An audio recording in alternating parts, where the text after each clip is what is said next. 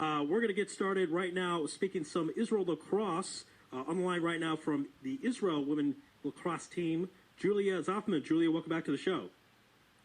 Hi, thanks for having me back. Absolutely. So much to talk about with you. Let's first get into the story we spoke about on my show last week of the Israel lacrosse players playing lacrosse with the youth during the war, and you were a big part of that. So tell us your involvement. Yes, so our men's team, of course, this summer was competing in the men's world championships. So we brought in about 18 interns, volunteers from America, to help continue to spread the sport and grow the game in Israel while we were a little bit understaffed. And we were still, despite everything that was happening, we were still able to get a lot done. We taught a lot of clinics, had a couple of camps, and kind of tried to, give something to the kids to distract them from the horrors of the everyday life this summer. It was tough for them having to, for the most part, in the South especially, where a lot of our programs are, a lot of them had to just stay in bomb shelters all day instead of being outside during their summer vacation. So we tried to, give them a little something different, something special. Julia, sports is great, but really an athlete, a person really earns their stripes when they do things like that. I mean, I imagine that this experience was one of the more touching, special moments of your life so far. Absolutely. And just seeing how the community reacted to, the situation, to what we were doing, to just everybody tried to help each other this summer and help us was really amazing. Now, in addition to that, I want to first do a bit of a prelude because you were on my show last year during the World Cup. Your team played in Canada, and there were a lot of great things that happened there. I especially love the story where there was the lacrosse team has a policy not to play on Shabbat. They scheduled a game Shabbat. You didn't play, and the other team was very respectful about it and joined Friday night services. So tell us that story. I always like that story. Yeah, that was amazing. I can't believe it was a year ago. Definitely looking forward to seeing hopefully playing those teams again in the exhibitions this fall or winter. But so we were scheduled to play the Haudenosaunee team, and for the 7th, 8th place game on Shabbat. But they called us up right before sundown when Shabbat starts and asked if they could come over and exchange gifts. It's a tradition before lacrosse games to, line up, shake hands, and exchange gifts with the other team. So they understood that this needed to happen before sundown. So they came over all the way to our hotel room, or our where our team was staying, which was in a different location from theirs, and gave us these awesome jerseys, and we just sat and hung out for a while. And then as the sun started to go down, we said, "Okay, we're going to services now," and they were asked if they could join, and we said, "Of course, that'd be great." And it was really special to share that with not only our team and our families, but another team and another culture. Yeah, that is the value of sport, and that's one reason why I like sports so much, because that's the only time probably in history, or not in history, but in these two parallel lives of your team and their team getting together on a Friday night service, it most likely wouldn't happen in any other realm.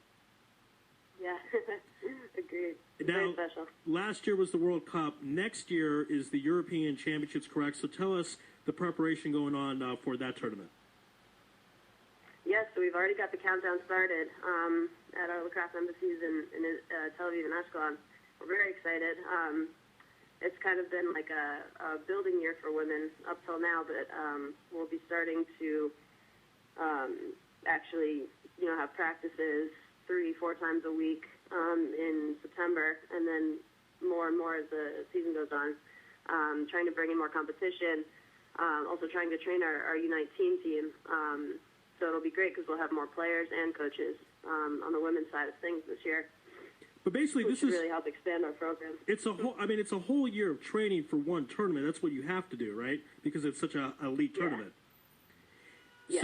So you're doing. Yeah, the European division is very strong. So now you're doing double duty in that you're preparing to play in this tournament, but you're also going to be coaching as well. You're coaching the U19 tournament, U19 team for the World Championships. Tell us a bit about that.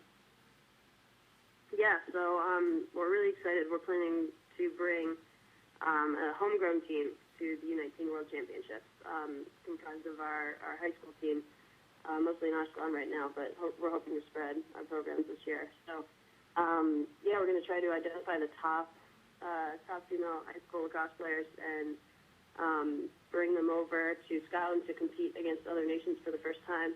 And that'll be really their first.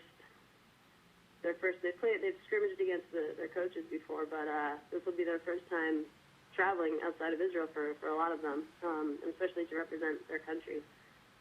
And it's been cool to see how it's caught on.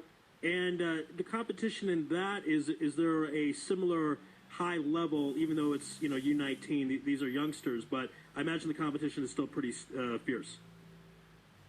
Yeah, and unlike our tournament, which is just European teams, this is the whole world. This is the big event for high school age U19 players. So yeah, the competition will be very, very high. All right, Julia. Now I know that the women's team did not play in the tournament this summer, but the men's team did and played in Denver. They represented very well. Is there some trash talk going on now because they did so well in the tournament? Now it's up to you guys next year. Has that been going on at all? Not yet, but I'm sure it'll start. Friendly, of course. Thanks to me, yes. It's great. I love our two programs are so married. I guess that we all work together. Their success is our success. Ours is theirs. So anything we can do to motivate each other, that's a little trash talk, then bring it on. Yeah, and last thing I'm leave with you. I don't know if you noticed or not, but Jake Silverchuck apparently called me out through Noah Miller. I don't know why he didn't do it personally about the Ice Bucket Challenge. I have been nominated by Jake, and he, of course, is a member of the men's lacrosse team. So I just want to put that out there. Since this is a lacrosse segment, I will be doing it if Jake contacts me. That's basically what I need. So I'll post it everywhere. And Scott, you guys can all laugh at me. I don't care. I'm happy to do it as long as I raise money for charity. Julia, thanks so much for being on the program. Congrats on what you're doing right now. What you did with the Israeli youth obviously was huge. And then coaching U19 and preparing for the European Championships next summer. You really have a lot on your plate this year, it looks like. Yeah, it's going to be a great year. Lots of girls in sports. All right. Wonderful. Well, that's what the show's all about Thank you tonight. very much. Yeah, absolutely. I love that answer. I said you have a lot of stuff to do, and you're like, that's great. And that's the model of an athlete. So good luck to you this season. We're going to keep track, obviously, on my program, and thanks for being on the program today. Yeah, thanks very much for having me, and I'll be looking out for your Ice Bucket Challenge video. Oh, yeah, no doubt. No doubt. We'll put it on Facebook. All right, Julia, thank you so much. Be well. Right. All right.